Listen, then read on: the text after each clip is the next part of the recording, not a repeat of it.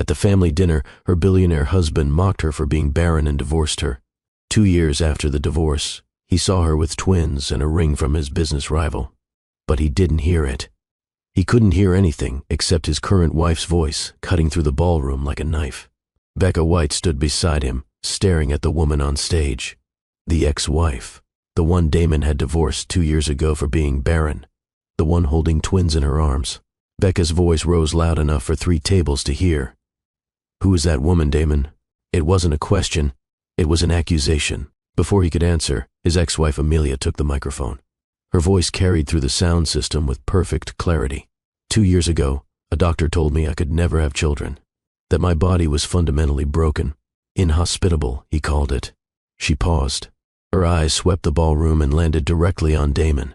I believed him, because he was an expert, because I trusted medical authority, and because the man I'd married needed me to be the problem. Becca's hand shot across the table, gripped Damon's wrist hard enough to bruise. "You told her she was infertile." "Damon, please. Let me explain." Becca stood abruptly. Her chair scraped against marble. People at nearby tables turned to stare. "Explain what?" "That you destroyed an innocent woman to hide your own inadequacy." "Keep your voice down." But Becca's voice only got louder. "Is that why you won't touch me? Why you've avoided intimacy for our entire marriage? Because you knew if I didn't get pregnant, I'd start asking questions." On stage, Amelia continued speaking. "But my body was never broken. The marriage was. And these 2 beautiful children, Robbie and Rachel, are proof that sometimes the cruelest lies come from people who claim to love you." The applause was thunderous. But all Damon could hear was Becca's next question. "How much?" "What? How much did you pay the doctor to lie?" Silence. Damon's mouth opened. Closed. No words came out. "How much, Damon?" 50,000. The admission hung in the air like a bomb. Becca laughed. It was a terrible sound. "You paid $50,000 to destroy her, to make her believe she was broken, so you could divorce her without anyone knowing the truth." She turned to Damon's mother, Brenda Cooper, who stood frozen 3 feet away. "Your son has been lying to you for years. He's the one who can't have children. He always was. And he let you torture that poor woman rather than admit it." Becca removed her wedding ring, her engagement ring, dropped them both on the table with deliberate care. "I'm filing for divorce. My father's company will immediately divest from Cooper Industries, and you can explain to everyone here why the White family wants nothing to do with you." She gathered her purse, looked back at Damon one last time. "You're a coward hiding behind women's pain." Then she walked away. The entire ballroom watched her go. Watched Damon sit there, exposed, destroyed by his own lies in front of everyone who mattered. "Now, family, I know you're wondering how we got here.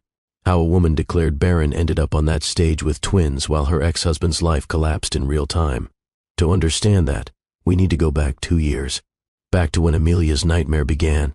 And I'm warning you right now, what the Cooper family did to this woman is the kind of cruelty that hides behind expensive smiles and polite words. The kind that destroys you slowly, so no one outside the house sees the knife going in. But you're gonna see it. Every cut, every wound, every moment they made her believe she was worthless. Because by the time we get back to that gala, by the time justice comes, you're gonna understand why that moment was so sweet. Let's go back. Before we dive in, I need you to do something for me. Hit that like button right now if you're ready for a story about justice, real justice, the kind that restores your faith that the truth always comes out eventually. And drop a comment telling me where you're watching from, or just say I'm with you, Mr. Hearthline, because this story is about to take you on a journey, and I need to know you're with me. Subscribe and turn on those notifications because I bring you stories like this every single week. Stories about people who refuse to stay broken, who fight back, who prove that dignity and truth are more powerful than lies. All right, family, let's begin.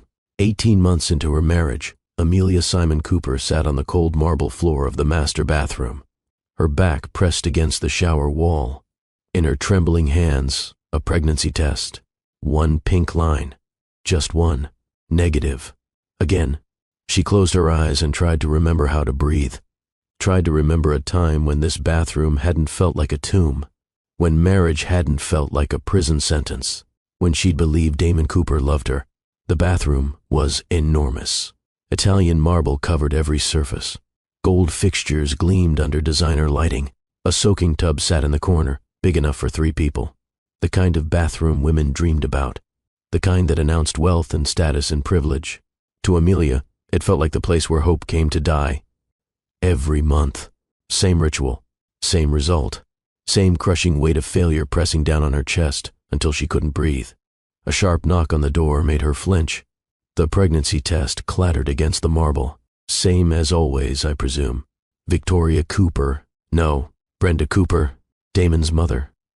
Her voice cut through the heavy wood like a blade. Amelia pressed her palms against the cool floor. Tried to steady her breathing. Tried to find words that wouldn't come. I'll take your silence as confirmation. Brenda's voice dripped with disdain. The kind of contempt that wealthy women perfected over generations. The kind that made you feel small without them ever raising their voice. How utterly predictable. Amelia heard expensive heels clicking against marble. Getting closer to the door. Do try to compose yourself before dinner. We have guests. I'd hate for them to see you like this. A pause. Then quieter, but somehow infinitely worse. Broken and useless. The bathroom door clicked shut. The sound of heels faded down the hallway. Amelia sat there on the floor of a bathroom that cost more than her childhood home and wondered how much more of this she could survive. How many more months of this torture? How many more times she could hear that word? Broken, defective, useless, worthless. The words cycled through her mind on repeat until they stopped sounding like words at all. Just noise. Just the soundtrack to her destruction. Family, that was a monthly ritual.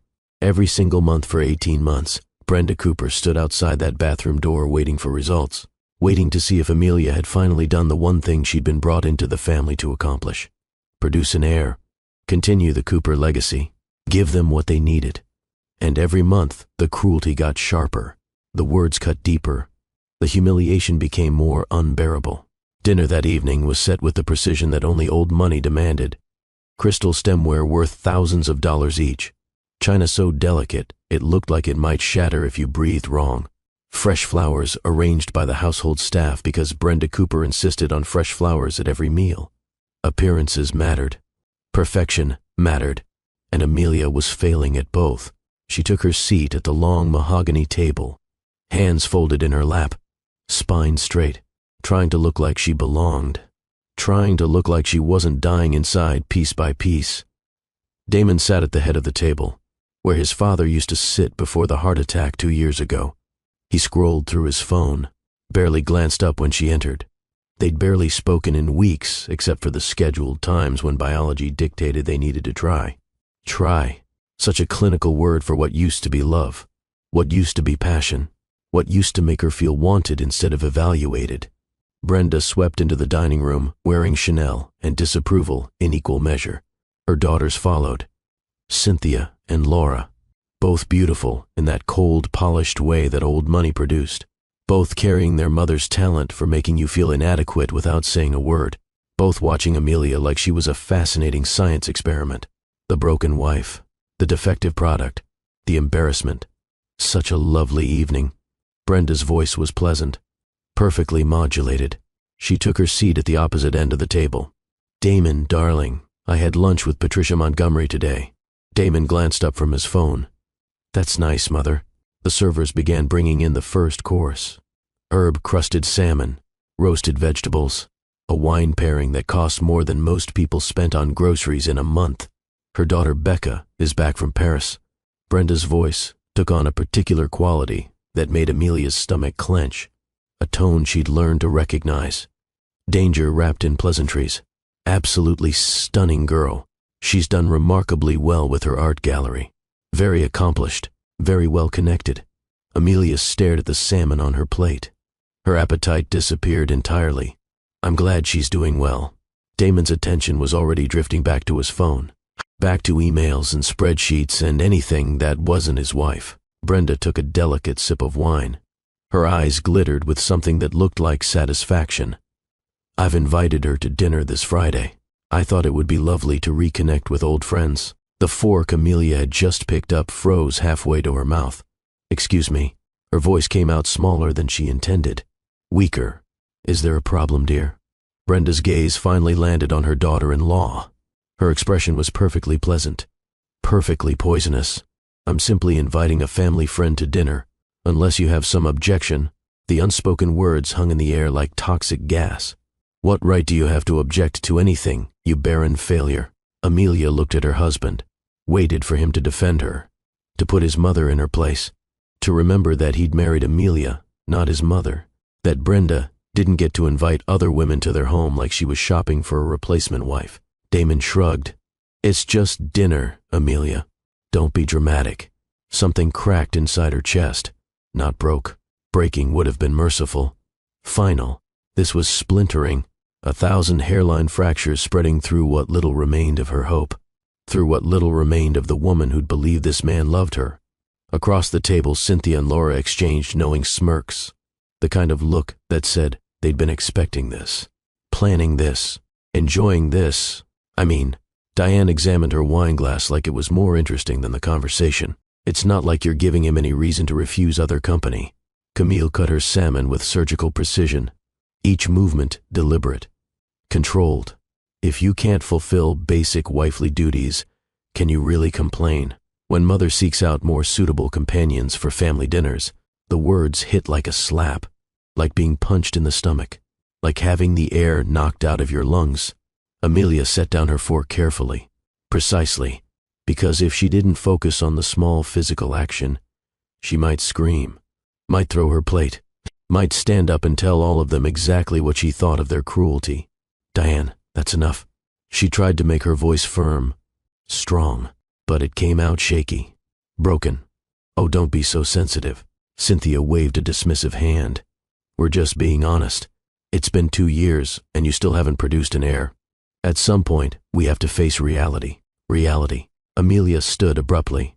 Her chair scraped against the hardwood floor with a sound that made everyone wince. "The reality is that I'm sitting right here while you discuss me like I'm livestock that's failed to breed. The reality is that your brother married me, not some broodmare from your social circle. And the reality is that fertility issues affect couples, not just women." Brenda set down her wine glass with deliberate care. The crystal clicked against the mahogany table. The sound echoed through the sudden silence. "Well," her voice was ice. "Perhaps it's time we discovered the source of this particular couple's issues." She reached into her designer purse, pulled out a business card, slid it across the table toward Amelia with 2 perfectly manicured fingers. "I've made an appointment with Dr. John for you both next week. He's the finest fertility specialist in the city, very discreet, very thorough." Amelia stared at the card like it was a snake, like it might bite her if she touched it. "You did what?" "I made an appointment." Brenda's tone suggested this was perfectly reasonable, perfectly normal, like scheduling a dental cleaning. "We need answers, dear. The company needs an heir. Damon needs a legacy. And you need to either provide those things or stop wasting everyone's time." The room spun. Amelia gripped the edge of the table to steady herself, to keep from falling, to keep from screaming. Mother's right. Damon finally looked at her, really looked at her, and his eyes were cold, distant, like he was looking at a stranger, like he was looking at a problem that needed solving. "We should have done this months ago. We need to know what we're dealing with." What we're dealing with. Like she was a broken appliance, like she was defective merchandise, like she was something that needed diagnosing and fixing or throwing away. Amelia wanted to refuse, wanted to maintain some shred of dignity, some piece of privacy, wanted to tell all of them to go straight to hell. But she saw the expectation in every face around that table, the certainty that she was the problem, the assumption that her body had failed in the one task that mattered. Maybe she needed the doctor to prove them wrong. Maybe she needed medical evidence that she wasn't the defective one in this equation. Or maybe, the traitorous voice in the back of her head whispered, maybe the doctor will prove them right. Maybe you really are broken. Fine. The word came out flat, emotionless, dead. I'll go to the appointment. Excellent. Brenda smiled like she'd won something, like this was a chess game and she'd just put Amelia in checkmate. Now, let's enjoy this lovely meal. The salmon really is divine. Amelia sat back down. She pushed food around her plate for the rest of dinner while conversation flowed around her like she wasn't there. Cynthia talked about her upcoming vacation to the Maldives. Laura discussed wedding plans for her friend's destination wedding in Tuscany.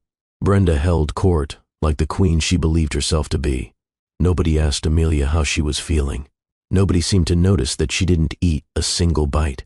Nobody cared that she was breaking apart right there at the table. Family, I need to pause here because I need you to understand something. This wasn't a one-time conversation. This was every dinner, every family gathering. Every single time Amelia entered a room with the Coopers, she was evaluated, judged, and found wanting. Her worth had been reduced to one biological function, and she was failing at it, or so they made her believe. 3 days before the doctor's appointment, Amelia made the mistake of trying to reclaim some piece of herself. Some part of the woman she'd been before this marriage consumed her. Before the Coopers made her forget who she was, she'd started a small catering business before the marriage. Nothing huge, just side work she loved. Creating meals, making people happy through food, transforming raw ingredients into something beautiful. It was the one thing that had been purely hers. Brenda had shut it down 6 months into the marriage. Cooper wives don't work. She'd said it over breakfast. Casual, matter of fact, like she was commenting on the weather. It reflects poorly on the family, makes it look like Damon can't provide. But Amelia missed it. Missed having something that was hers. Missed creating. Missed the satisfaction of watching people enjoy what she'd made.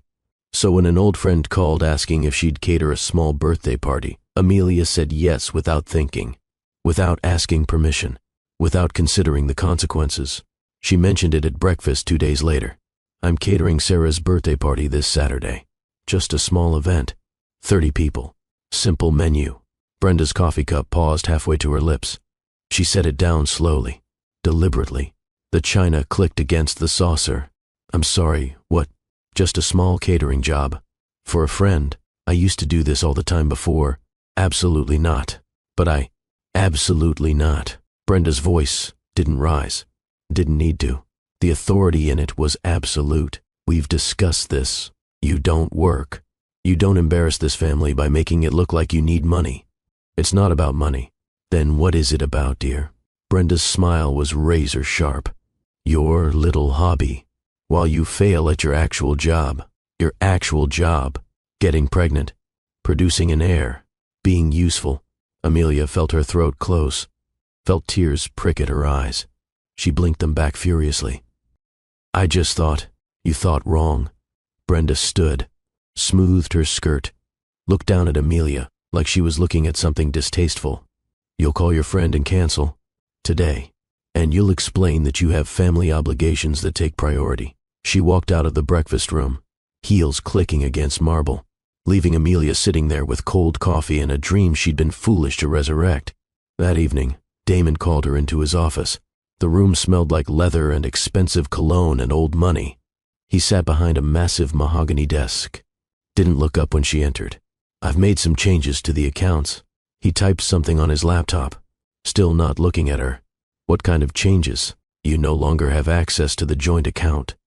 You'll have an allowance transferred to your personal account each month. 5,000. Should be more than enough for your needs. Amelia stared at him. At this man she'd married. This man who'd promised to love her, to cherish her, to be her partner. You're cutting me off from our money. My money. Now he looked at her. His eyes were cold, flat, empty of anything resembling love. You don't need independent access. I take care of everything. I'd like some independence. Independence for what, Amelia? His voice had an edge now. Sharp, cutting. To waste money on your little catering hobby while you fail at being a wife. While you contribute absolutely nothing to this marriage except dead weight. There it was. Dead weight. The words hung in the air between them, branded themselves into her soul. I just want. What you want is irrelevant. He turned back to his laptop, dismissing her. Like she was a servant. Like she was nothing. Your job is to produce an heir. Once you do that, we can discuss hobbies. Until then, I suggest you focus on the one thing you're actually supposed to be doing. He paused, fingers hovering over the keyboard, assuming you're even capable of it. Family, I told you this was going to make your blood boil. And we're not even to the worst part yet. The doctor's appointment, the diagnosis, the lie that destroyed everything. But you need to see how deep the cruelty went, how systematically they broke her down, how they made her believe she was the problem, because that's what abusers do. They isolate you, control you, make you doubt yourself, make you believe their version of reality. And the Coopers were experts. The night before the doctor's appointment, Damon came to bed late. Amelia was already there, lying in the darkness, staring at the ceiling, trying to quiet the anxiety churning in her stomach. She felt him climb in beside her, felt the mattress shift. Miles of expensive sheets separated them. Damon. Her voice sounded small in the darkness. Yeah, are we okay? Silence. The kind of silence that answered questions you didn't want answered. We're fine, Amelia. He turned away from her. Pulled the covers up. I'm just tired. Long day. You're always tired lately. Because I'm trying to run a company while dealing with family pressure about heirs and expectations and everything else. His voice had an edge now. Some of us have real responsibilities, as opposed to her fake ones, her meaningless existence, her failure to do the one thing that mattered. I have responsibilities too. She said it quietly, almost to herself. I'm dealing with the same pressure you are, maybe more, since your family seems to think this is entirely my fault. We'll know more after the doctor's appointment. Damon's tone made it clear the conversation was over. Can we please just sleep? I have early meetings tomorrow. Amelia turned onto her side, facing away from him. She pressed her hand against her mouth to muffle the sound of crying. This was her life now, this cold, distant marriage, this family that saw her as a vessel, not a person, this relentless pressure to produce a child for people who didn't even like her.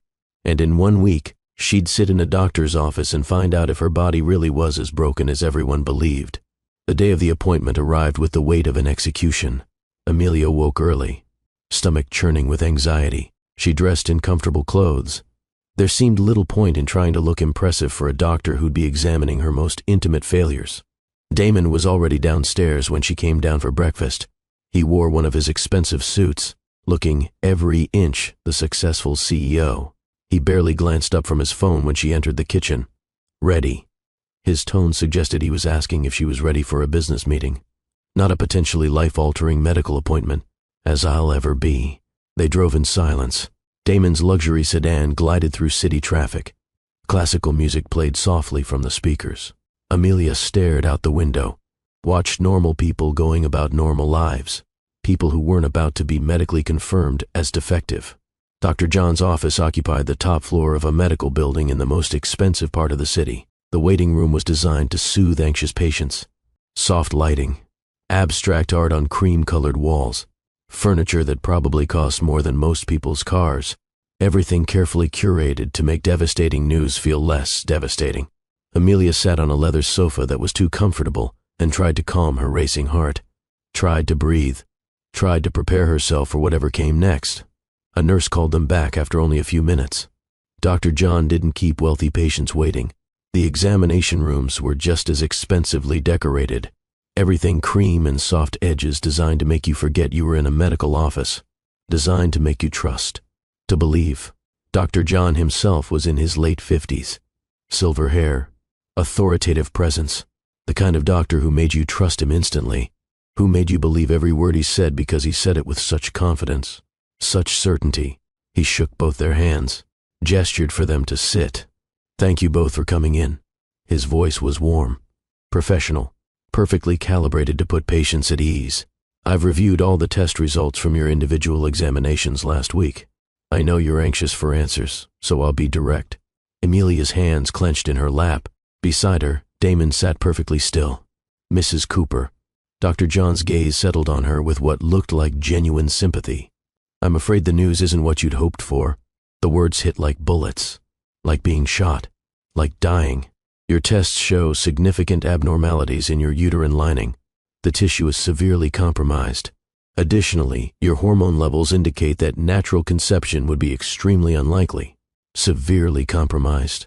Extremely unlikely.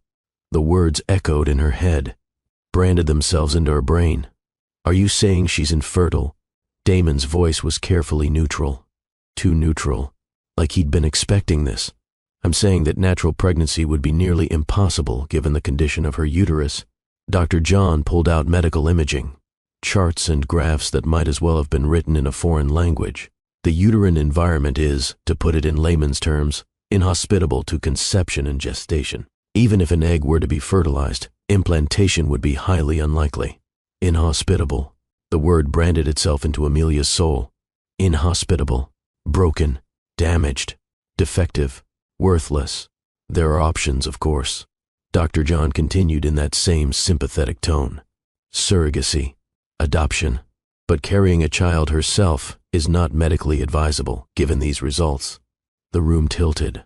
Amelia couldn't breathe. The air was too thick. Her lungs too small. Everything she'd feared. Everything Brenda and Cynthia and Laura had implied. Everything Damon had made her feel. All of it was being confirmed by medical science. She was broken. Fundamentally, irreparably, unable to perform the one function that mattered. What about my results? Damon asked. The question seemed almost an afterthought. Dr. John glanced at another file. Your tests show normal parameters. No issues on your end. The lie was delivered so smoothly that Amelia almost missed it. Almost. But she saw something flicker across Damon's face. Something that looked like relief. Like he'd been waiting for the doctor to say exactly that. Like he'd been holding his breath and could finally exhale. Later, she'd remember that moment. That tiny tell. That flash of relief that made no sense unless he'd already known what the doctor would say. But in that moment, drowning in her own devastation, she didn't notice, didn't question, just believed. Thank you, doctor. Damon stood. The appointment apparently over. We'll discuss our options and be in touch. Take your time. Dr. John's sympathy seemed genuine.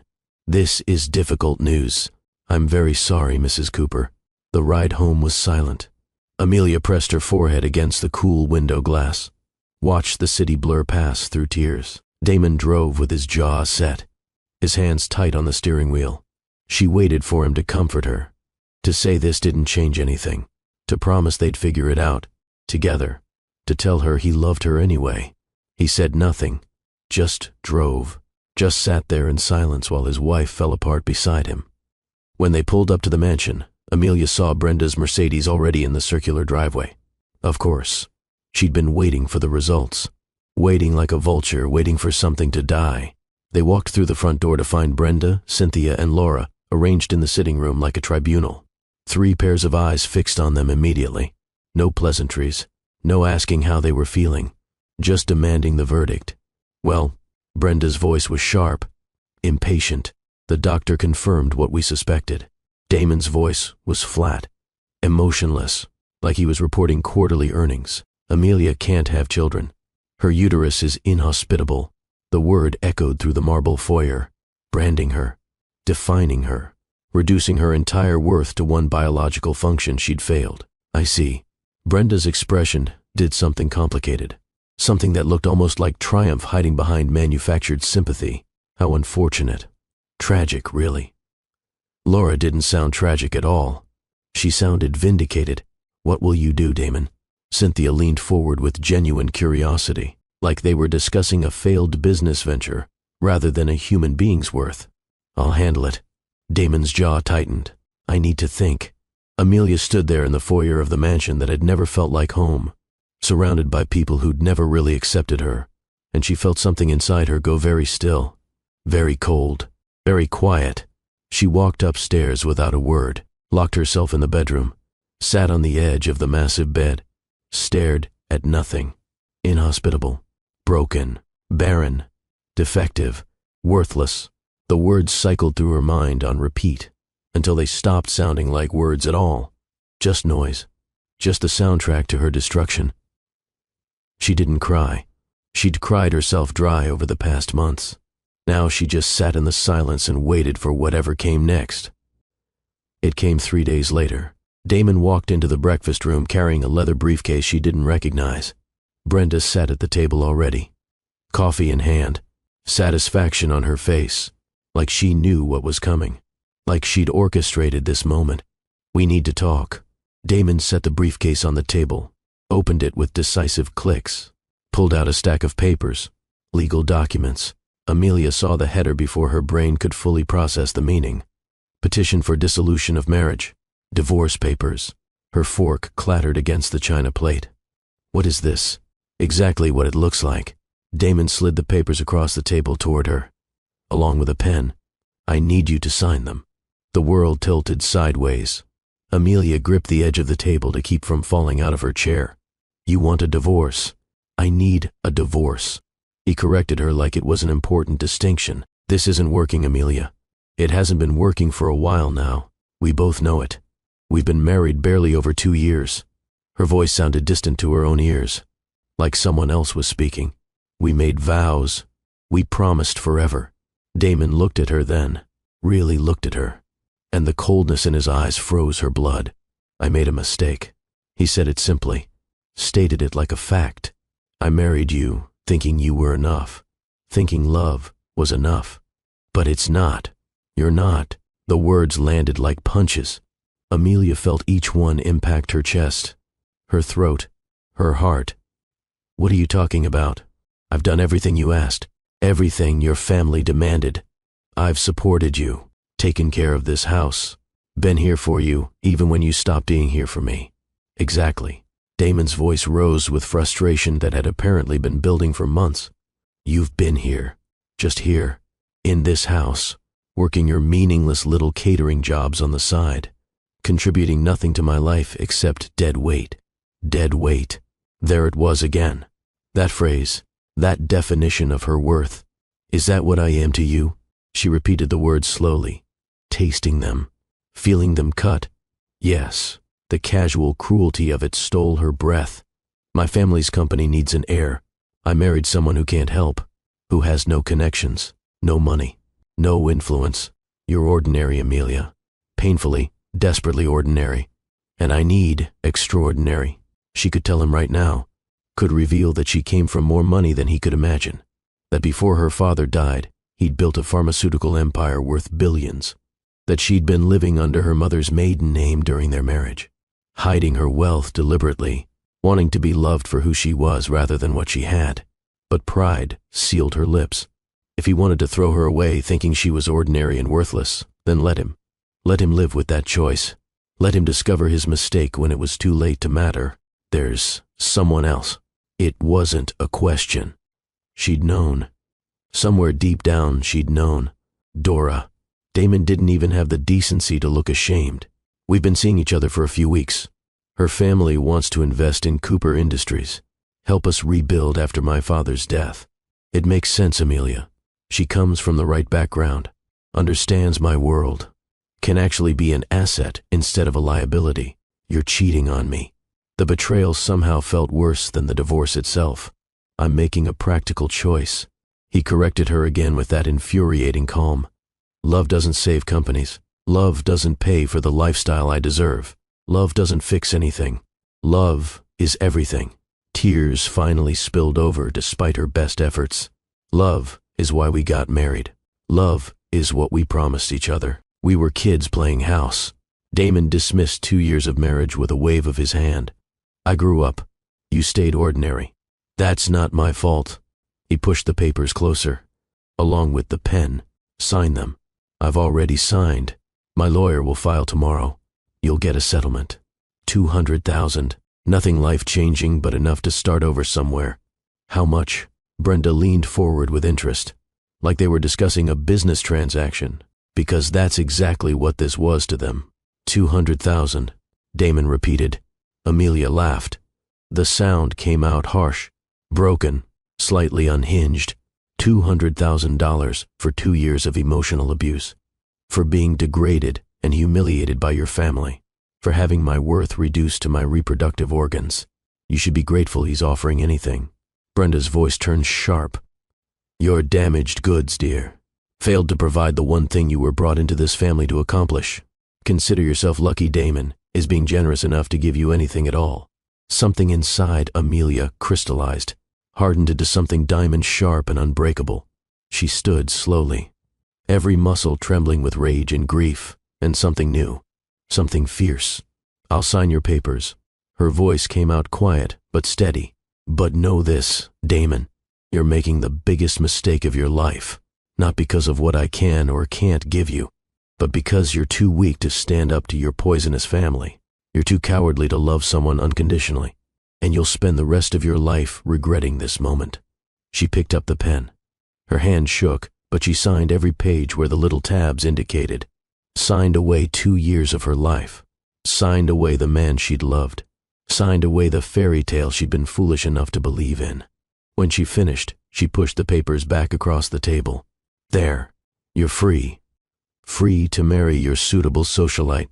Free to pretend you're not a coward, hiding behind your mother's skirts. Free to live your extraordinary life. She turned to Brenda. And you're a miserable woman who gets joy from destroying others because you've never built anything worth having on your own. I actually pity you. Brenda's face flushed with rage. How dare you? I dare because I have nothing left to lose. Amelia smiled. It felt feral, dangerous. You took everything. My marriage, my dignity, my hope.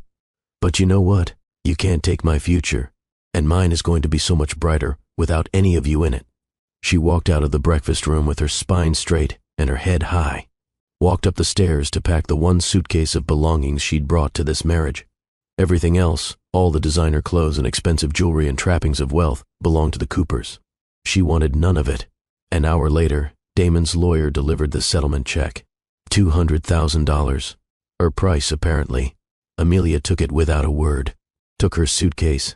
Took one last look at the mansion that had been her prison. And she walked away. She didn't look back. The apartment Amelia rented with her settlement money was a studio in a part of the city the Coopers would never visit. The building had seen better decades. The plumbing made concerning noises.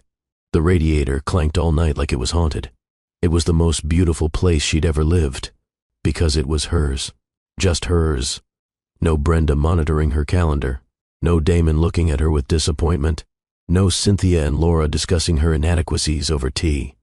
Just Amelia. And silence. And space to fall apart completely. She lay on her second-hand mattress that first night and stared at water stains on the ceiling. And she finally let herself break. The sobs came from somewhere deep and primal. Grief for the woman she'd been before the Coopers. Rage at the injustice of it all. Pain from the betrayal of someone she'd trusted with her whole heart. But underneath all that, something new was growing. Something fierce and determined. They don't get to define you. She whispered it to herself through tears. You are more than their cruelty.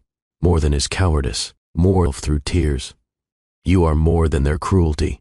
More than his cowardice. More than that doctor's diagnosis. She cried until she had nothing left. Until her body was empty and wrung out. Until even tears wouldn't come anymore. Then she got up, washed her face, looked at herself in the bathroom mirror of her tiny studio apartment. And she decided to rebuild. Amelia had always loved cooking. It was the one thing that had been purely hers before marriage. Creating meals, transforming raw ingredients into something that brought people joy. During her marriage, the Coopers had employed a private chef. When Amelia had offered to cook, Brenda had patted her hand condescendingly. How quaint. But we have people for that, dear. Now, in her cramped studio with a barely functional stove, Amelia cooked for herself. And she remembered who she'd been before Damon Cooper made her forget. The first meal she made was simple. Pasta carbonara. Her father's favorite. He died when she was 19, but she remembered standing beside him in their kitchen, watching him create magic from bacon and eggs and cheese, watching him smile when the sauce came together perfectly. He taught her that cooking was love made visible, that feeding someone was the most intimate gift you could give. She stood in her tiny kitchen and made carbonara with shaking hands. The bacon sizzled. The eggs whisked smooth. The pasta cooked perfectly al dente. And when she took that first bite, sitting alone on her second-hand mattress, she cried. Not from sadness this time. From remembering. From tasting home. From finding a piece of herself she'd thought the Coopers had destroyed. The next day, she made soup. The day after that, bread. Each meal was a prayer. Each dish was an act of defiance. Each time she created something beautiful in that tiny kitchen, she proved to herself that she wasn't broken, that her hands could still make magic, that she still had value beyond what the Coopers believed. But cooking for herself wasn't enough. She needed purpose, needed income, needed to build something. So 2 weeks after moving into the studio, Amelia started looking for work.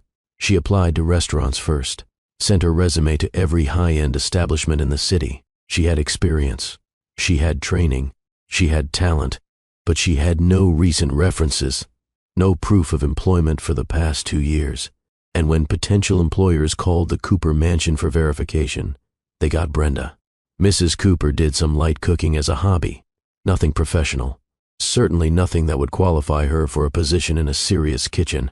After the 5th rejection, Amelia stopped applying to restaurants, started looking at catering companies instead, started considering going back to what she'd done before. Small events, private parties, building from the ground up. She found work at a catering company that provided staff for events, not cooking, not creating, just serving, carrying trays, refilling glasses, standing for 12 hours in uncomfortable shoes while wealthy people who reminded her of the Coopers talked through her like she was furniture. The pay was terrible, $15 an hour, but it was something. It kept the lights on, kept food in her tiny refrigerator, kept her from having to touch the settlement money she was saving for something bigger. 3 months into her new life, an old friend from her event planning days called. Sarah, the same friend who'd asked Amelia to cater that birthday party, the one Brenda had forced her to cancel. Amelia, oh my God, I've been trying to reach you for months. What happened? Are you okay? Amelia sat on her mattress with the phone pressed to her ear and felt tears prick her eyes at the genuine concern in Sarah's voice. I got divorced. She said it simply, didn't elaborate. I'm starting over. I'm so sorry. Do you need anything? Actually, Amelia took a breath, decided to be brave. Are you still looking for a caterer for your mom's birthday party? There was a pause. Then Sarah's voice came back warm and excited. You're cooking again. I'm trying to. Then yes, absolutely yes. It's next month. 40 people. Can you handle that? Amelia looked around her tiny studio, at the miniature stove, at the lack of counter space, at the impossibility of preparing food for 40 people in this space. Yes, she said it anyway. Said it because she needed to. Because saying no meant staying stuck, meant staying small, meant letting the Coopers win. I can handle it. They discussed menu options, budget, timeline. When they hung up, Amelia sat there with her heart racing and her hands shaking in the terrifying realization that she'd just committed to something she had no idea how to execute. But she figured it out. Rented commercial kitchen space by the hour at a culinary school that offered time to professionals. Planned a menu that could be mostly prepped in advance. Spent 2 weeks testing recipes in her tiny kitchen until she had everything perfect. Used half her settlement money to buy ingredients, quality ingredients, the kind that made food sing. The day of the party, Amelia worked for 18 hours straight, prepping, cooking, plating, transporting everything to Sarah's mother's house, setting up, serving. She moved through exhaustion like it was water, pushed past the voice in her head that said she wasn't good enough, that said she'd fail, that said the Coopers were right about her. And the food was extraordinary. Every dish prepared with precision and creativity and love. The kind of food that made people stop mid-conversation, that made them close their eyes when they took the first bite, that made them ask who catered this event. Sarah found Amelia in the kitchen 2 hours into the party. Everyone is raving about the food. My mom is obsessed. She wants your card. Amelia didn't have cards, didn't have a business name, didn't have anything except the clothes on her back and the talent in her hands. I'll get some made. She said it with more confidence than she felt. Sarah hugged her, tight and warm and genuine. I'm so proud of you. This is incredible, Amelia. It was the first time in 2 years someone had said they were proud of her. The first time someone had seen her value. The first time she'd felt like maybe, just maybe, she could do this. The party ended at midnight. Amelia cleaned up, packed her equipment, drove back to her studio apartment in the beat-up Honda Civic she'd bought with settlement money. She climbed the 3 flights of stairs to her door, let herself in, collapsed on her mattress, still wearing her catering blacks, and she smiled, a real smile, the first one in months. Sarah paid her $2,000 for that event.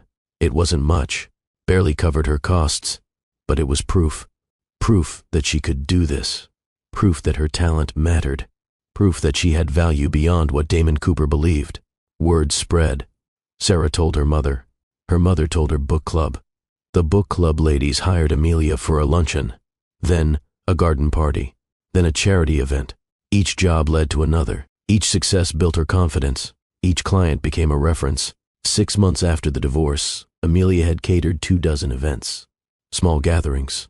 Nothing huge, but consistent work. Enough to pay rent. Enough to eat. Enough to keep building. But it wasn't easy. Family, I need you to understand that. This wasn't a fairy tale where everything suddenly worked out. This was brutal, exhausting, soul-crushing work. There were failures. There were disasters. There were nights when Amelia wondered if the Coopers had been right all along.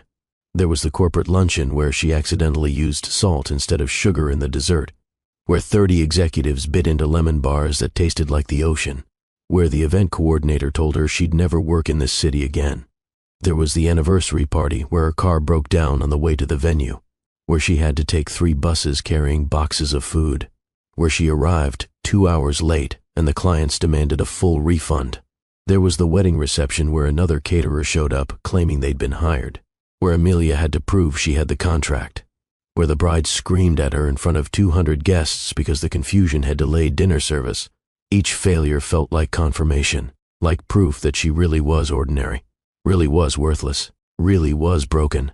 But she kept going, kept showing up, kept cooking, because what else was there? Going back to the Coopers wasn't an option. Giving up meant they won, and Amelia was done letting them win. She started seeing a therapist 8 months after the divorce. Dr. Kim, a woman in her 40s with kind eyes and a no-nonsense manner. Amelia paid out of pocket. Couldn't afford it. Did it anyway because she was tired of the voices in her head. Tired of believing the lies. You're not broken. Dr. Kim said it in their first session. You were abused. Systematically. Deliberately. But abuse doesn't define you. It's something that happened to you, not something you are. Amelia cried through most of that first session, and the second, and the third.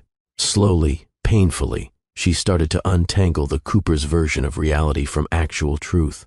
Started to separate her worth from her fertility. Started to believe that maybe, just maybe, she deserved better than what they'd given her. A year after the divorce, Amelia's catering business had a name.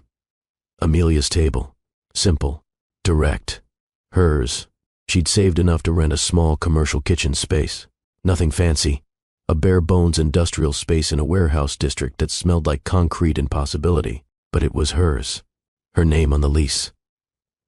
Her equipment. Her dream. She hired one assistant. Marcus. A culinary school dropout who needed work and didn't ask questions about her past. He was talented. Hardworking. Loyal. Together they catered events that started getting noticed. Not by the elite, not by the society pages, but by normal people, by small business owners and community organizers and families celebrating milestones. People who appreciated good food, who understood value, who treated Amelia like she mattered. 18 months after the divorce, Amelia's Table had a waiting list. Not long, just 2 weeks out, but it was something. Food critics started noticing. A local magazine did a small feature on up-and-coming caterers. Put her photo on page 47. Not the cover, but somewhere. She was building something real, something meaningful, something that was hers. The work was still brutal. She still fell into bed each night too exhausted to dream. But the exhaustion felt different now. Earned. Purposeful. She was creating instead of being destroyed. 2 years after the divorce, Amelia stood in her commercial kitchen on a Tuesday afternoon. The lunch rush was over. Marcus was cleaning prep stations. The radio played softly in the background. Her phone rang. Unknown number. She almost didn't answer, but something made her pick up. Miss Simon. The voice was professional, efficient, female. This is Patricia Chen from the Clark Foundation. We're hosting our annual charity gala next month. 300 guests. We'd like to discuss contracting your services exclusively for the event. Amelia's hand tightened on the phone. The Clark Foundation. She knew the name. Everyone did. It was one of the largest charitable organizations in the country. Founded by the Clark family. Old money. Real money. The kind that made even the Coopers look middle class. I'd be honored to discuss it. Her voice came out steady, despite her racing heart. When would you like to meet? The meeting was scheduled for the following week. Amelia spent those 7 days preparing like she was going to war. Developed 3 potential menu options. Created tasting samples. put together a presentation that showcased everything she'd built in the past 2 years. She arrived at the Clark Foundation offices wearing her best suit. The building was all glass and steel and money, the kind of place designed to make you feel small. But Amelia wasn't small anymore. She'd been broken down and rebuilt herself into something stronger. She walked into that meeting with her spine straight and her portfolio in hand. Patricia Chen was an elegant woman in her 50s. She greeted Amelia warmly, led her to a conference room where tasting samples were already set up. They discussed menus and logistics and dietary restrictions. Patricia tasted each dish Amelia had prepared, made thoughtful notes, asked intelligent questions. "This is exceptional work," Patricia finally said. "Your food has a quality that's hard to describe. Like you're putting pieces of yourself into every dish." "I am," Amelia admitted. "Cooking is how I make sense of the world, how I create something beautiful from raw materials. It's personal for me, not just business." "I can tell," Patricia smiled. "I think you'd be perfect for our gala. Let me introduce you to our director. He likes to meet all our major contractors personally." She stepped out of the conference room, returned a moment later with a man who made Amelia's breath catch. He was tall, well over 6 feet, dark skin, sharp cheekbones, eyes that seemed to see straight through pretense.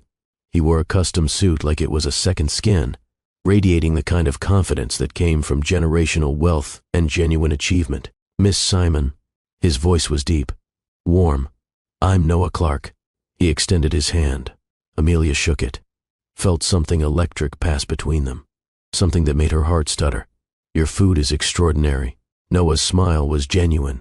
"I've attended hundreds of charity events, eaten meals prepared by world-renowned chefs. Yours is the first that made me actually want to meet the person responsible." "That's very kind." Amelia managed to keep her voice steady despite the flutter in her chest. "It's honest." He held her gaze a moment longer than strictly professional. "Patricia tells me you started your business just over 2 years ago. That's impressive growth." "I was motivated." She didn't elaborate on what had motivated her, didn't mention the divorce or the destruction or the desperate need to prove her worth. But something in Noah's expression suggested he understood anyway, that he saw the story written between the lines. They talked for 20 minutes, ostensibly about the gala, about menu options and logistics, but Amelia felt the conversation sliding into something more personal. Noah asked about her training, her inspiration, why she'd started her company. She found herself answering with unusual honesty, drawn in by his genuine interest, by eyes that actually saw her, not what she could provide, not what she was worth, just her. "Have dinner with me." He said it suddenly, not as part of the business discussion, just out of nowhere, not catered, not business, just dinner. "You and me and a meal we don't have to prepare or serve." Amelia's first instinct was refusal. The last thing she needed was involvement with another wealthy man, another situation where power imbalances could destroy her. She'd just gotten her life back, just started believing she had value. She wasn't ready to risk her heart again. "I don't think that's a good idea." She said it carefully, professionally. "Why not?" "Because men like you come with complications I'm not interested in navigating again." Noah studied her with those penetrating eyes. "Someone hurt you badly." It wasn't a question. Amelia felt unexpected tears prick at her eyes, blinked them back, furiously. "That's not your concern." "Maybe not." Noah agreed. "But I'd still like to have dinner with you. No complications, no expectations. Just 2 people sharing a meal. If you hate it, I'll leave you alone. But if you don't, maybe you'll give me a chance to prove that not all wealthy men are the same." She should have said no. Every rational part of her brain screamed to protect herself, to avoid risking her heart again, to stay safe behind the walls she'd carefully constructed. But she looked at this man, this stranger who'd asked about her story instead of just her services, who'd seen something in her food that went beyond technique, who made her want to be brave one more time. "One dinner," she heard herself say. "That's all I'm promising." His smile could have powered the city. "One dinner is all I'm asking." That first dinner changed everything. Noah took Amelia to a small Ethiopian restaurant in a neighborhood far from the glittering towers of wealth he inhabited, the kind of place with mismatched chairs and walls covered in photographs of a homeland thousands of miles away. "My mother immigrated from Addis Ababa when she was 19. Noah explained as they settled onto low-cushioned seats around a traditional mizab table. She taught me to appreciate authenticity over pretension, to value substance over show. I could have taken you somewhere expensive and impressive, somewhere designed to overwhelm you with money and status. But then you'd think I was trying to buy your attention. I want you to know me, Amelia, not my bank account. And who are you? She asked, surprising herself with genuine curiosity, a man who inherited his father's business empire and his mother's social conscience. Noah's expression turned thoughtful, someone trying to use obscene wealth for actual good while recognizing the privilege and responsibility that comes with it. A workaholic who forgets to eat unless my assistant reminds me, and someone who's been searching for something real in a world built on transactions and appearances. He paused. His gaze held hers across the shared platter of injera and colorful wots. And someone who hasn't been able to stop thinking about you since you walked into that conference room, looking determined and terrified, and like you'd conquered the world through force of will and perfect seasoning. Amelia laughed. The sound felt rusty from disuse. That's quite a speech. I've been practicing it for 3 days, Noah admitted with a self-deprecating grin. Did it work? Maybe. She allowed, felt her walls cracking despite her best efforts. They ate with their hands in the traditional way, tearing pieces of spongy injera bread and using it to scoop up spiced lentils and tender beef. The intimacy of shared food, of fingers occasionally brushing, of feeding each other bites and laughing when the wat was spicier than expected. Tell me about you, Noah said. The real you, not the professional caterer or the polished business owner. Who is Amelia Simon when no one's watching? She hesitated, the instinct to protect herself warred with an unexpected desire to be known. I'm someone who's rebuilding, she said finally. Someone who lost herself for a while and is trying to remember who she was before everything went wrong. What went wrong? The question was gentle. No pressure, just invitation. Amelia took a breath. Then, surprising herself, she told him, not everything, not all the brutal details, but enough.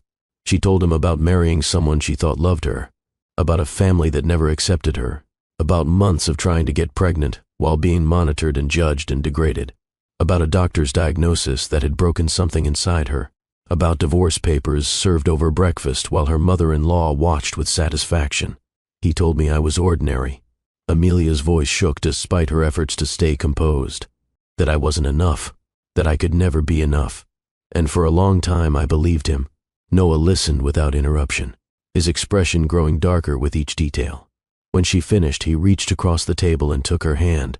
I'm going to say something, he said quietly. And I need you to hear me. You are not ordinary. You are not broken. You are not defined by whether or not you can have children.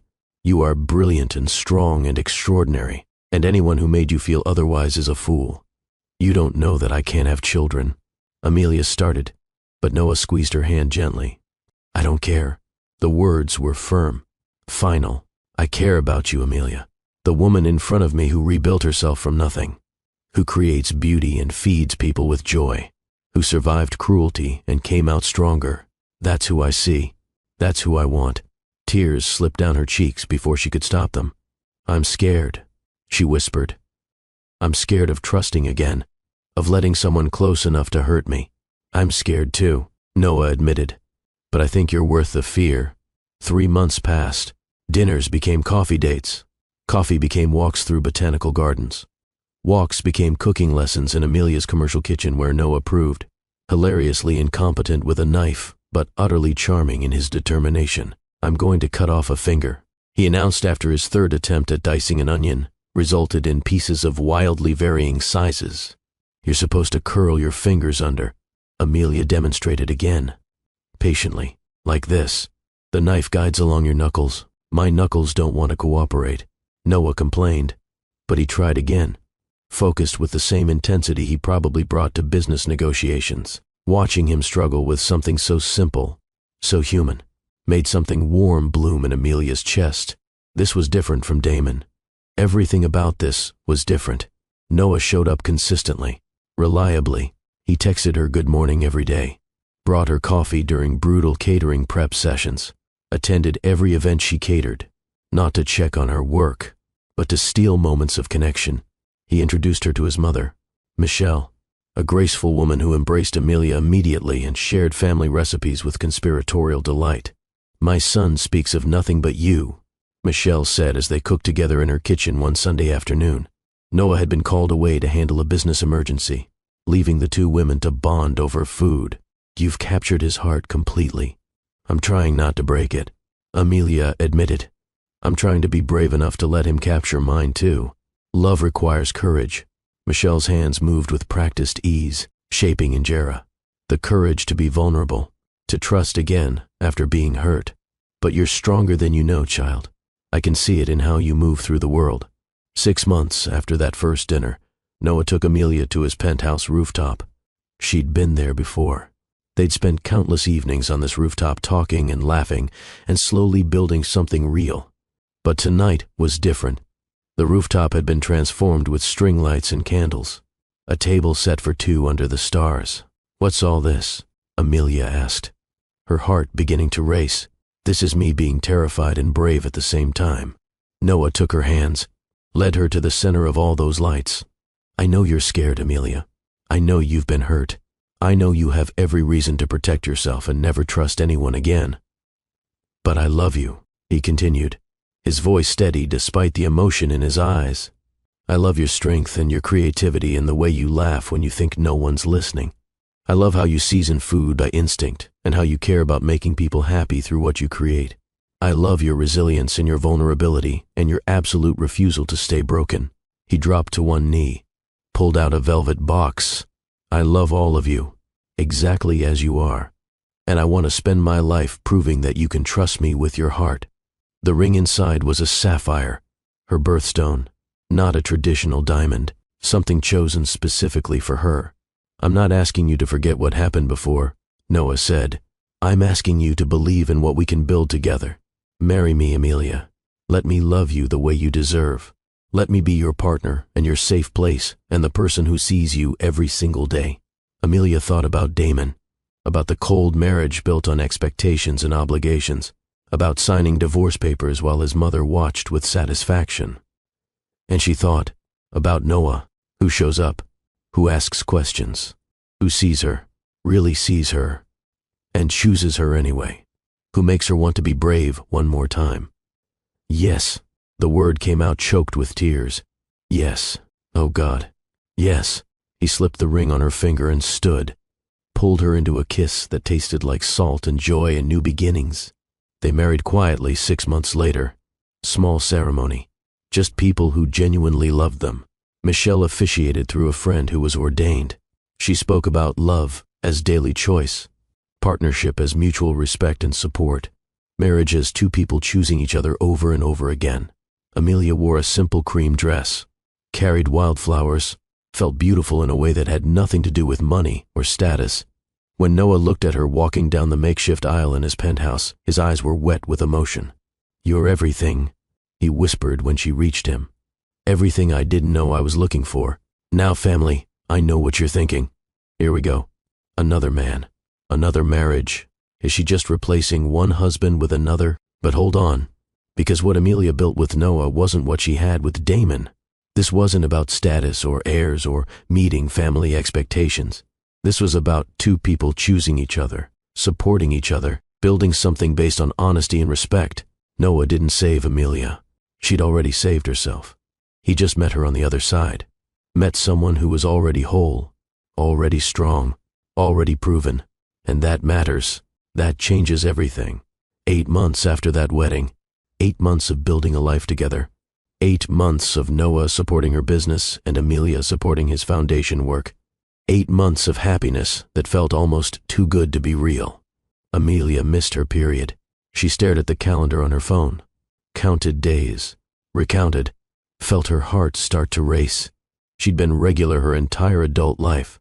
Clockwork. The missed period could mean stress, could mean the travel they'd been doing disrupting her cycle, could mean nothing, or could mean everything. Amelia bought a pregnancy test on her way home from a catering event. Her hands shook as she paid for it, as she carried it home, as she locked herself in the bathroom of the penthouse she now shared with Noah. She took the test, set it on the counter, forced herself to walk away while the results developed. 3 minutes felt like 3 years. When she finally looked, 2 pink lines stared back at her. Positive. Impossible. Dr. John's voice echoed in her memory. Your uterine lining is severely compromised. Natural conception would be extremely unlikely. Inhospitable. But the test didn't lie. Amelia took another test, then another, then a 4th. All from different brands, all showing the same result.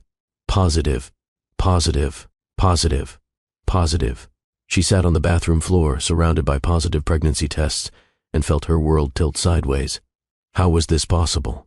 The doctor had been so certain, so clinical in his assessment, had shown her imaging and test results and used words like compromised and inhospitable and impossible.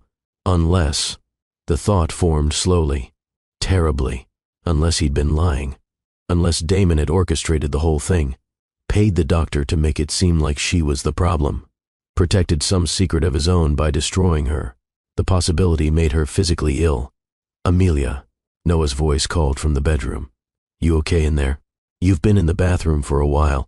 She looked at the tests scattered around her, at the evidence of a miracle or a lie, at proof that her body had never been broken at all. I'm pregnant. She said it. Then louder. I'm pregnant. The bathroom door opened immediately. Noah stood there with concern and confusion on his face. What? She held up one of the tests, hands shaking. I'm pregnant. I'm 8 months married to you and I'm pregnant. And the doctor told me it was impossible. He said my uterus was inhospitable, that I could never carry a child naturally. Noah dropped to his knees beside her, took the test from her hands and stared at it, then at her, then back at the test. Pregnant, he repeated.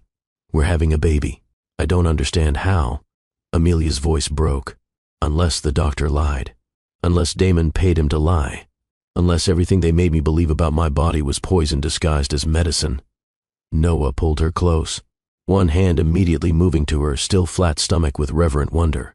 We'll figure it out, he said carefully. Doctors can be wrong, or maybe someone lied to you. We'll get answers. But right now, he pulled back to look at her face. Right now we're having a baby. Our baby. And I've never been happier in my entire life. The appointment with Dr. Kim happened 3 days later. Amelia had found a new doctor, someone with no connection to the Coopers or Dr. John, someone who came highly recommended by Michelle. Dr. Kim was a woman in her 40s with kind eyes and a matter-of-fact manner that immediately put Amelia at ease. Let's see what we're working with, she said, positioning the ultrasound wand. How far along do you think you are? Maybe 8 or 9 weeks. Amelia gripped Noah's hand hard enough to hurt. Based on when my last period was. The ultrasound screen flickered to life. Dr. Kim moved the wand slowly, searching, her expression intent. Then she smiled. Oh my. Well, this is interesting. Amelia's heart hammered against her ribs. What's wrong? Nothing's wrong. Dr. Kim turned the screen so they could see clearly. But you're not having one baby. See these 2 distinct sacs? 2 heartbeats. You're having twins. The world stopped. Amelia stared at the screen, at 2 tiny lives pulsing with existence inside her supposedly inhospitable uterus. Twins. Noah breathed, his hand tightening on hers. We're having twins. 2 very healthy babies. Dr. Kim confirmed. Based on measurements, I'd say you're about 10 weeks along. Everything looks excellent. It'll be a challenging pregnancy carrying twins. But I see no medical reason you can't do this successfully. But another doctor told me. Amelia's voice shook. He said my uterine lining was compromised. That natural conception was impossible. That my uterus was inhospitable. Dr. Kim frowned. She pulled up Amelia's medical records that had been transferred. Read through them carefully. I'm not seeing any indication of uterine abnormalities here. She said slowly, your hormone levels are perfect. Your uterine lining looks completely healthy. I don't know what that other doctor was basing his diagnosis on, but from what I can see, there's absolutely nothing wrong with your reproductive system. The rage that had been building in Amelia's chest crystallized into diamond-hard certainty. She'd been lied to, deliberately, cruelly. Damon had paid Dr. John to make her believe she was broken, to take the fall for whatever inadequacy he was hiding. He destroyed her, divorced her, let his family torture her, all to protect a lie. Family, If you're still with me, I need you to pause and really feel this moment. Amelia is sitting in that exam room staring at 2 heartbeats on a screen. 2 babies that everyone told her she could never have.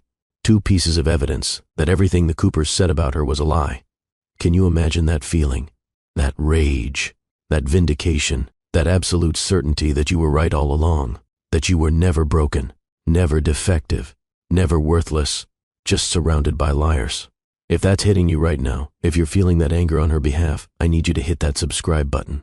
Turn on the bell, because this is about to get so much better. Share this video with someone who's been gaslit, who's been told they're the problem when they never were. And comment where you're watching from. Or just type "I'm with you, Mr. Hearthline." Because Amelia is about to do something incredible. She's about to fight back. All right, family. Let's continue. Amelia made a choice in that ultrasound room.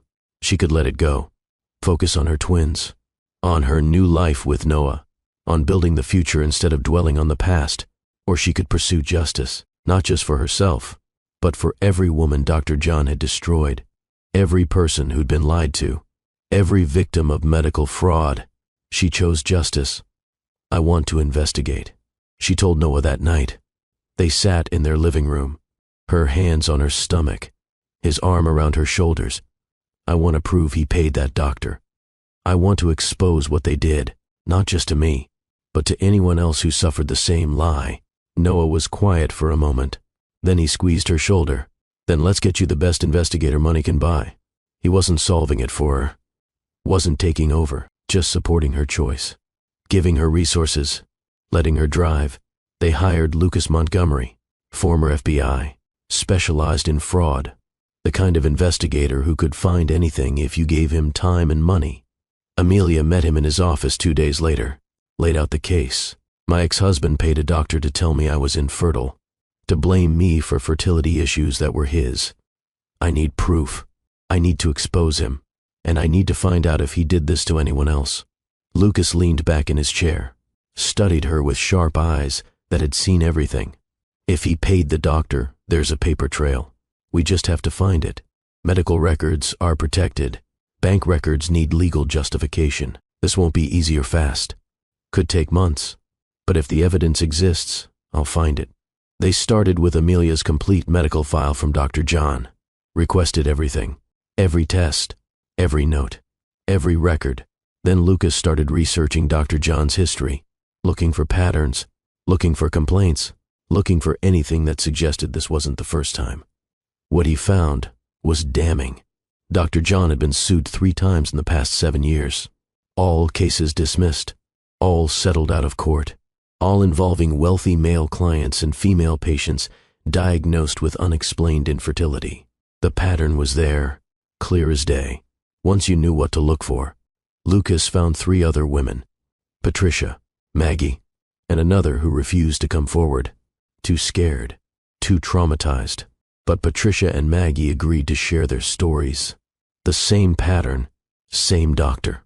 Wealthy husbands, sudden infertility diagnosis. The wives taking the blame. Divorces following shortly after. And in 2 cases, the ex-husbands remarrying and having children within years. He told me I was the problem, Patricia said when Amelia met her for coffee.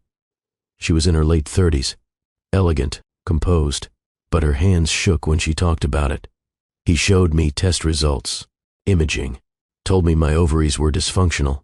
My husband divorced me 6 months later, married his secretary a year after that. They have 2 kids now. Maggie's story was almost identical. He said I had premature ovarian failure, that I was basically in early menopause. I was 32 years old. My husband acted so supportive, but he filed for divorce 3 weeks after the diagnosis. I found out later he'd been having an affair for months. She got pregnant immediately. Did you ever suspect the diagnosis was wrong? Amelia asked. Every day. Maggie's voice was fierce. But how do you question a doctor?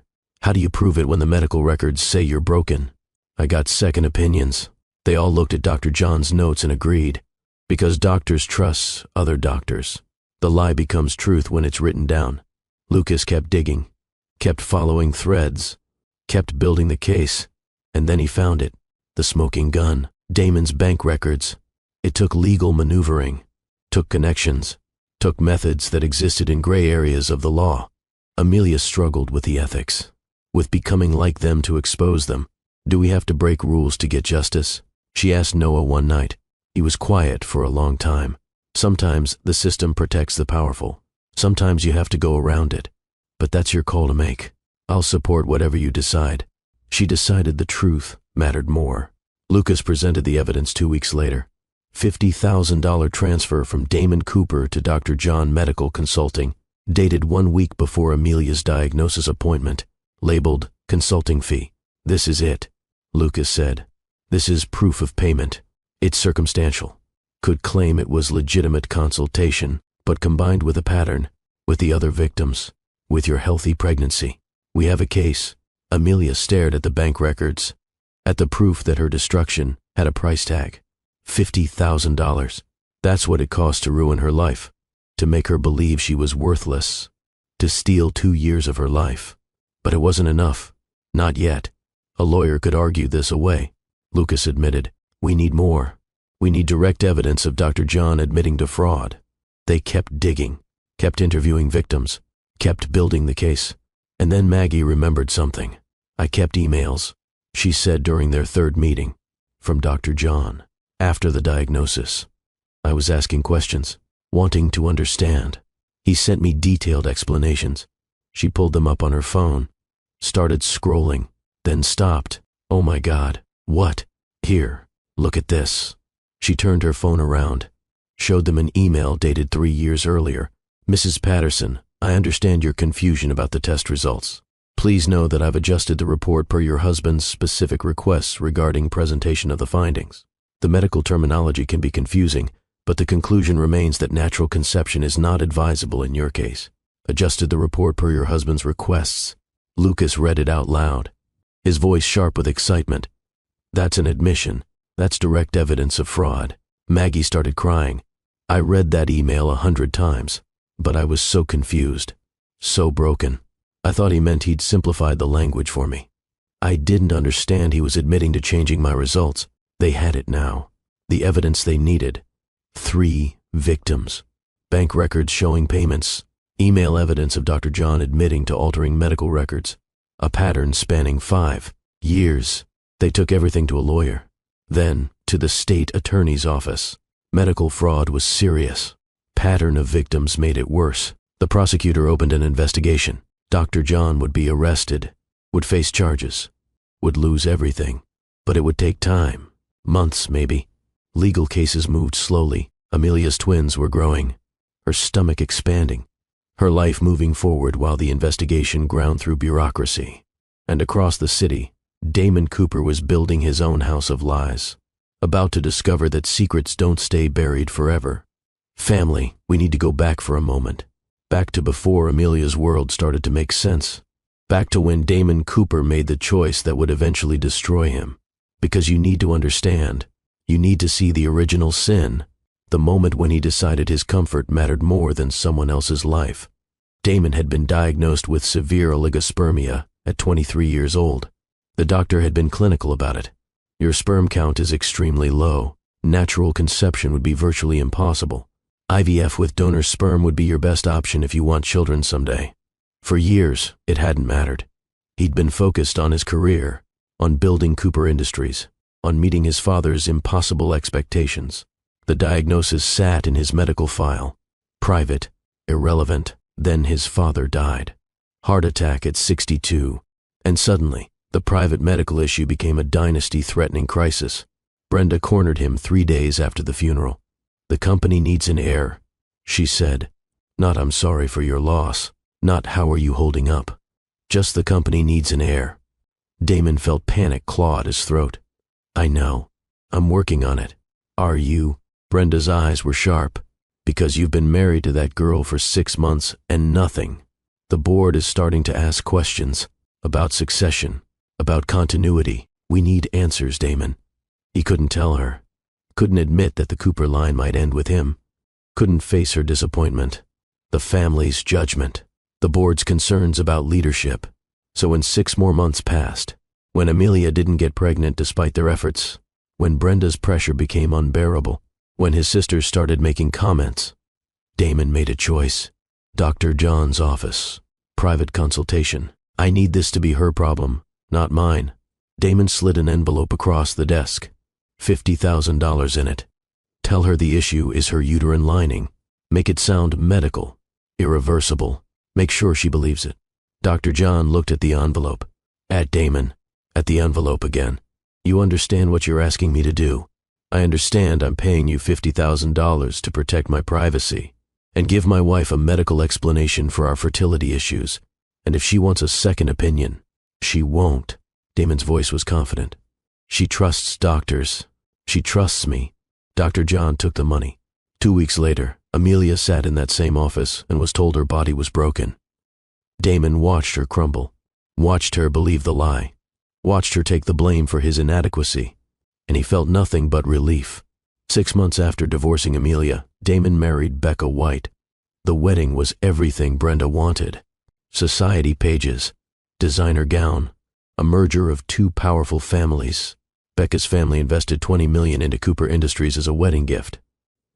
Everyone called it a perfect match. The wedding night was a disaster. They checked into the honeymoon suite in Paris. Champagne on ice, rose petals on the bed. Becca emerged from the bathroom wearing La Perla lingerie that cost more than most people's monthly rent.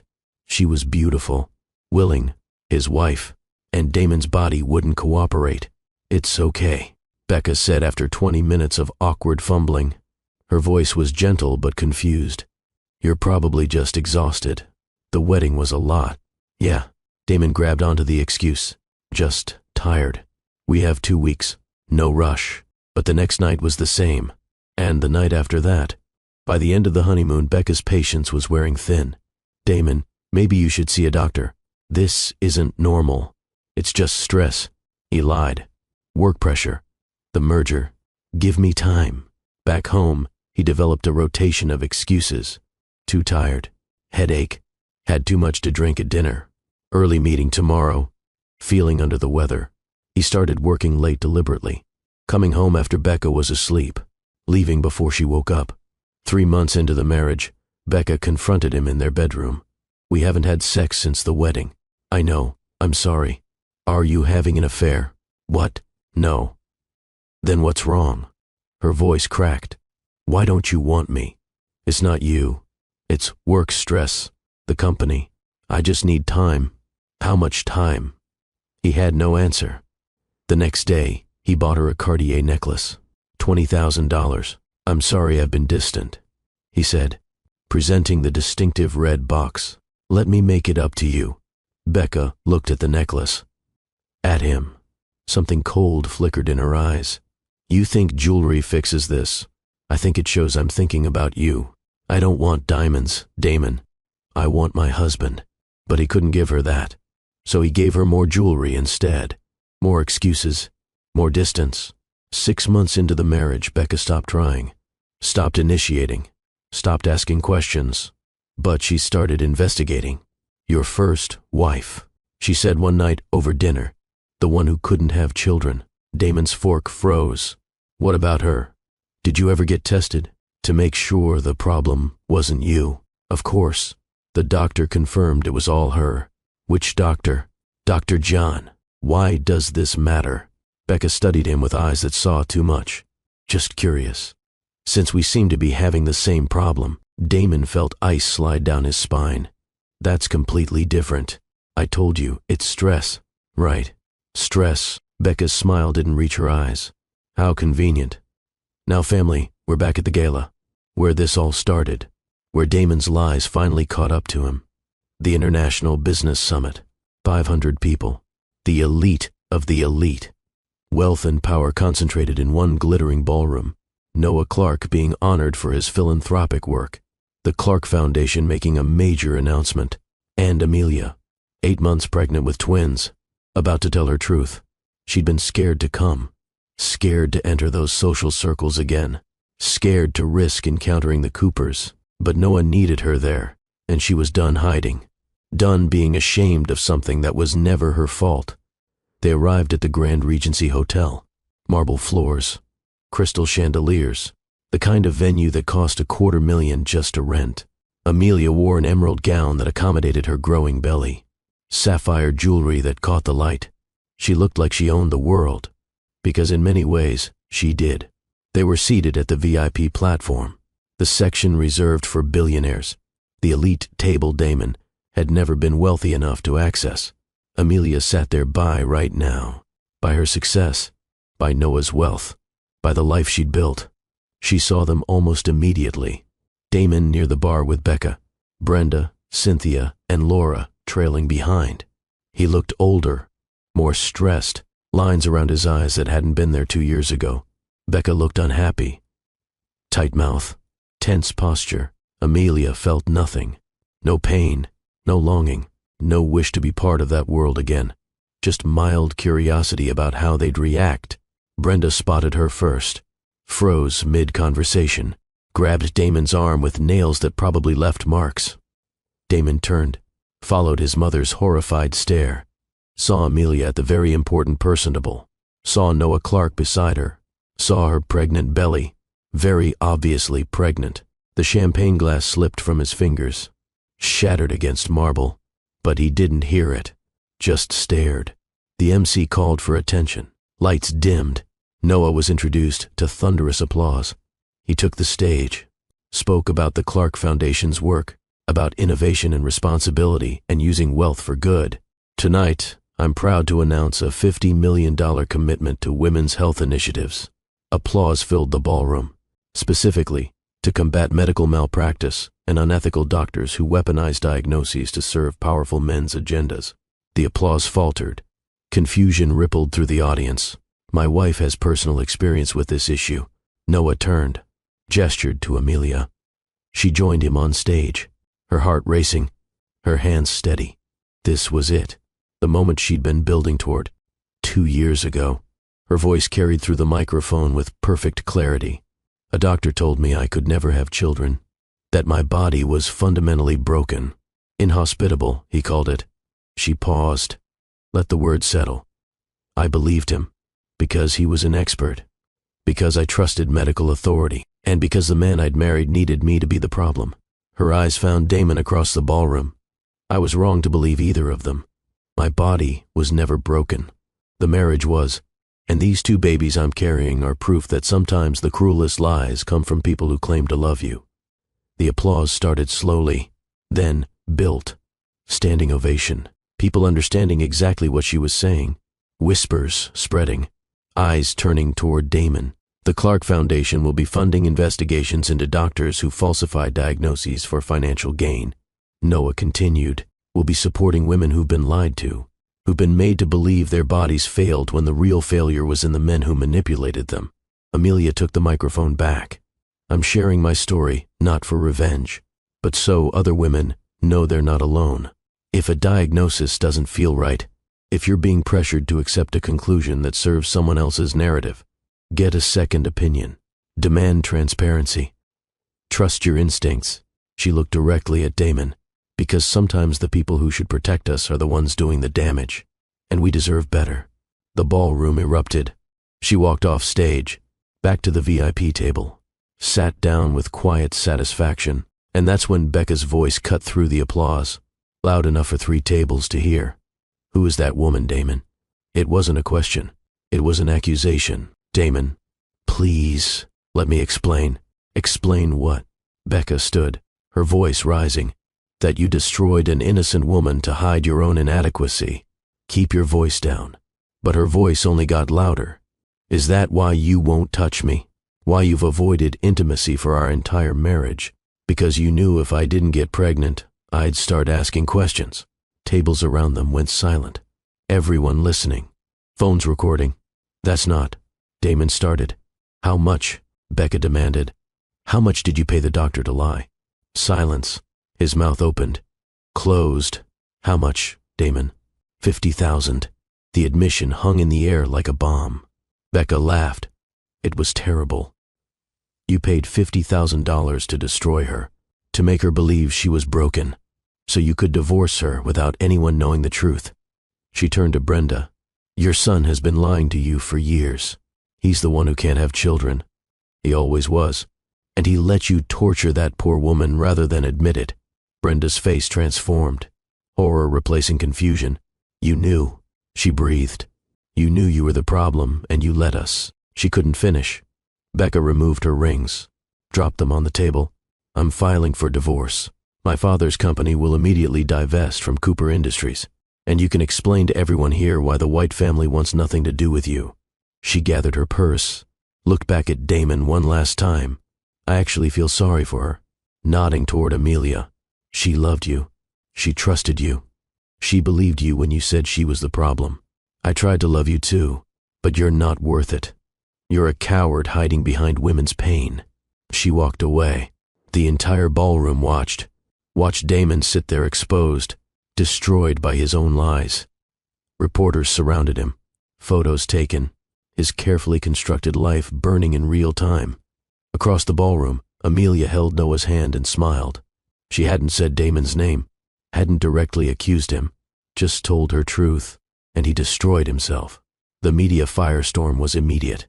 Story on every news site. Medical fraud scandal rocks elite summit. Photos of Damon's face. Video of Becca's confrontation going viral. Social media exploding.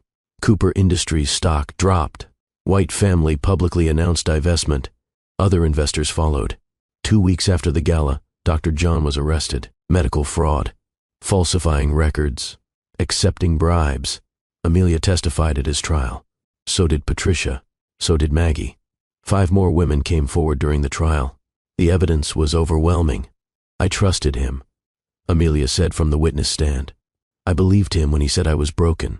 I carried that shame for 2 years. It destroyed my marriage, my self-worth, my hope. He didn't just lie to me. He weaponized medicine to ruin my life. The jury deliberated for 3 hours, found Dr. John guilty on all counts. 5 years in prison. Permanent revocation of medical license. $500,000 in fines. Restitution to victims. On the courthouse steps, a reporter asked, "Do you feel vindicated?" Amelia's hand rested on her pregnant belly. I feel like justice was served, not just for me, but for every woman he lied to, every person he hurt to serve someone else's agenda. Damon's life collapsed systematically. Becca's divorce was finalized in 3 months. White family withdrew all investment. Cooper Industries hemorrhaged clients. Partners ended. Associations. The company sold within a year for a fraction of its value. 3-generation family business gone. Brenda withdrew from society. Invitations stopped. Friends distanced. Her social empire crumbled. She lived alone in the mansion, destroyed by her own cruelty. Cynthia's marriage strained. Laura's engagement ended. The Cooper name became toxic. The family fractured, scattered, diminished. Damon ended up in a modest apartment. Not poor, but no longer elite. His reputation destroyed. He sent letters to Amelia. Apologies, explanations, begging forgiveness. She never responded, never read them. He was irrelevant to her now. Amelia's twins were born healthy. Robbie and Rachel, perfect, beautiful. Proof that her body had never been broken. She held them and cried, not from pain, from joy, from vindication, from the overwhelming relief of knowing she'd been right all along. Amelia's table expanded to 8 locations, magazine covers, cookbook deals, but those accomplishments weren't her greatest joy. Her greatest joy was Sunday mornings with twins climbing into bed demanding pancakes, date nights with Noah, holiday celebrations with Michelle, the messy, beautiful, chaotic reality of family. 3 years after the divorce, Robbie asked a question while they cooked together. "Mommy, why don't we have a grandma like other kids? You have Grandma Michelle, but not from your side." Amelia chose her words carefully. Sometimes families look different. Sometimes the people who should love us aren't capable of it. That's sad. But it doesn't mean we're missing anything important, because we have so much love right here. What about the man at the gala? The one staring at us? Is he family? Amelia's hands stilled. She'd thought they were too young to remember. "No," she said firmly. "He's not family. He's no one important." Okay. Robbie accepted this easily, went back to helping measure flour. Noah appeared in the doorway, watching with soft eyes. Everything okay. Perfect. Amelia smiled. Everything is absolutely perfect, and she meant it. Family, we've reached the end of Amelia's story. If this story moved you, if it reminded you that you're more than anyone's cruelty ever claimed, I need you to do something for me right now. Hit that like button. Show me that stories of real justice and resilience matter to you. Share this video with someone who needs to hear it, someone who's been told they're broken, someone who's been gaslit, someone who's wondering if there'll ever be enough. Subscribe to Mr. Hearthline's Stories because I bring you these stories every single week. Stories about people who refuse to stay down, who fight for justice, who prove that dignity and truth are more powerful than lies. Turn on those notifications. Never miss a story. And comment below. Tell me where you're watching from. What part of Amelia's story hit you hardest? Or just type, "I'm with you, Mr. Hearthline, so I know you made it to the end." This community is built on supporting each other. Your stories matter. Your voice matters. So use that comment section. Let's build something powerful together. I'm Mr. Hearthline, and I'll see you in the next story. Until then, remember, choose to rise, choose to rebuild, choose freedom, and watch how extraordinary your life becomes. Family, I'm with you, always,